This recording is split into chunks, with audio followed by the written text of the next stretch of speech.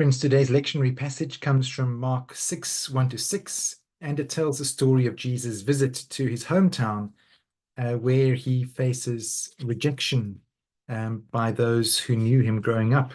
I'm just going to read it quickly for us, Mark chapter 6, and just the first 6 verses. Jesus left there and went to his hometown, accompanied by his disciples. When the Sabbath came, he began to teach in the synagogue, and many who heard him were amazed. "Where did this man get these things?" they asked. "What's this wisdom that's been given him, that he even does miracles? Isn't this the carpenter? Isn't this Mary's son, the brother of James, Joseph, Judas, and Simon? Aren't his sisters here with us?" And they took offense. Jesus said to them, "Only in their hometowns, among their relatives, and in their own homes are prophets without honor." He could not do any miracles there except lay his hands on a few sick people and heal them. And he was amazed at their lack of faith. Friends, Ched Myers, in his influential book Binding the Strong Man, interprets this passage within the broader socio-political context of Mark's Gospel. And he argues that Mark's Gospel presents Jesus as having quite a radical prophetic ministry, which challenges the existing power structures and social and religious norms of Jesus' day. It's a little bit like if Jesus were parachuted into the Afghanistan Taliban culture today. The way of Jesus would be deeply challenging to that culture. And we saw that in our analysis of last week's passage, the healing of the marginalized woman. The woman had been bleeding for 12 years, and also the raising of Jairus' daughter. The fact that Jesus' message challenged the existing power structures and social norms of his day shouldn't be surprising. When you follow the logic of love and you begin to treat people at the bottom of society with equal dignity and respect to those at the top, this often becomes a major challenge to the status quo. From this perspective, the rejection that Jesus faces in his hometown could be seen as a consequence of his radical message of love, in which all people are honored as having equal dignity, and where the lowest in society are empowered and lifted up. In this regard, Jesus identifies himself with the tradition of the prophets, who were often without honor in their own communities. And we see this in Ezekiel 2, 2-5, one of the other lectionary passages today, where we read of Ezekiel's calling, in which he hears the voice of God warning him, "Son of man, I'm sending you to the Israelites, rebels who have rebelled against me. They and their ancestors have revolted against me to this very day." The implication is clear. Ezekiel must not expect that his message is going to be well received. He must expect to have a hard time of it and to be rejected by a rebellious people who, the passage says, do not know the ways of God's love. Now, getting back to Mark's Gospel, the townspeople, their lack of faith is rooted partly in their inability to transcend their familiarity with Jesus' ordinary background. And Ched Myers suggests that this lack of faith reflects the community's collective resistance to the radical message which Jesus would have been sharing with them. Their lack of faith is an expression, perhaps, on the one hand, of their resistance to change. It's a defense mechanism to preserve the way things are, the status quo.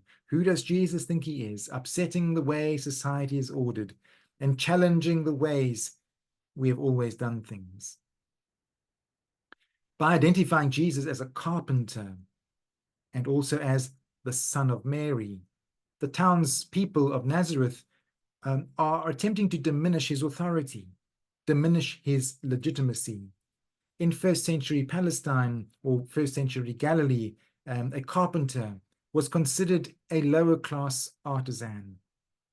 And to mention Jesus as the son of Mary, Mary's son, implies a scandalous background. Only illegitimate children in first century Judaism would have been referred to as the son of their mother. The implication was clear. The people of his hometown were questioning his paternity, and in doing so, they were diminishing his legitimacy and his authority. It raises questions for us today. If Jesus had been born into our country, our culture today, how many of us would genuinely feel threatened by his message?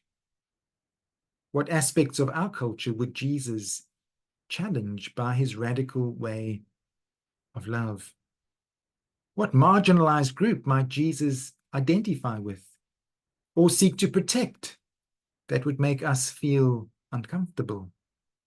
In what way would we seek to diminish his legitimacy and his authority because we prefer for the status quo not to be challenged?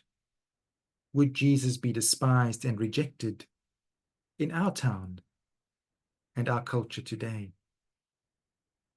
But there's also another layer of meaning in this passage that points to ordinary human jealousy. The people of Nazareth's rejection of Jesus is clearly motivated by jealousy and resentment. They are threatened and offended by his success and his popularity as a religious teacher. It seems that this is quite a common characteristic of small enclosed communities. When one person rises too high in others' estimation, the tendency is to want to cut that person down to size. Who does he think he is? Who does she think she is? We'll show him or her. In our interpersonal relationships, do we resent the success of other people? Or are we able to rejoice in other people's successes?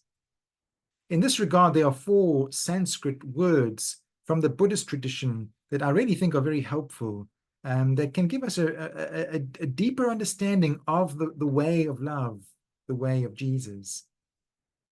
In Buddhism, the Sanskrit term used to describe the quality of taking joy in someone else's good fortune is the word mudita.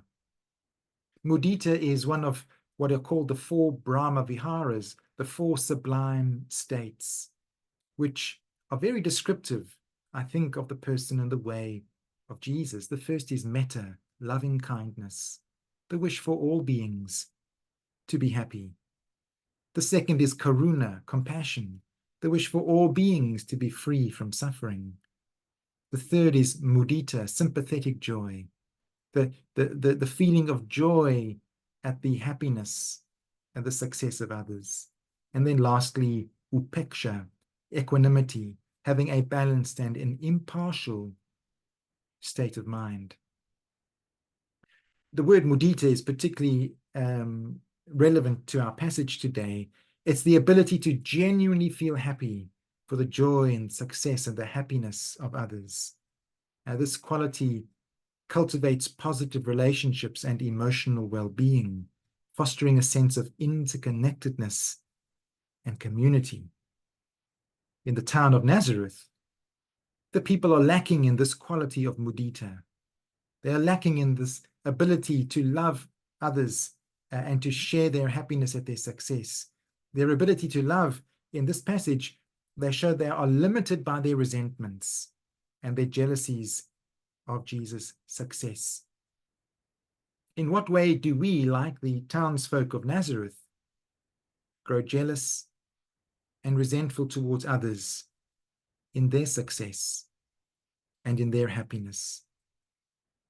Can we be inspired by the love of Jesus that we might nurture this quality of mudita, that we might learn to feel genuinely happy with the joy and the success, the happiness and good fortune of others without any jealousy or envy? Just some challenging questions for us to consider from this gospel passage today. God bless. Amen.